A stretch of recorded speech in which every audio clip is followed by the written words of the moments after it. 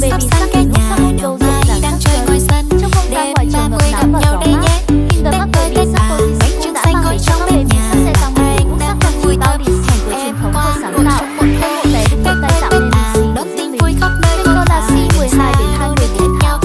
Đôi tay bé xíu không có tô hoặc còn bụng bình ánh mắt đầy long lanh. Các con chạm màu đỏ, vàng, xanh, là Si cơ hình lá hoa mai dưới sự hỗ trợ dịu dàng của cô giáo. Mỗi chiếc bao lì xì là một trải nghiệm đầu đời ngọt ngào. Là phân con là Si 14 đến 36 tháng. Các bé đã biết lựa chọn màu sắc, biết bắt hình dáng để trang trí. Có bé thích vẽ mặt cười, có bé dán hình giáo hoa, có bé còn cẩn thận nói cô làm cho ba mẹ nói cô hoạt động nhỏ cô giúp cả gia đình và sự khéo léo. Silicon là Si 3 đến 4 tuổi, không khí trở nên rộn ràng hơn khi các bé được nhìn vẻ chung. Bao lì xì của con có chúc chúc mừng năm mới, có cá mập, có hoa đào, các bé học cách trở về, chia sẻ đồ dùng và tự hào với gia đình.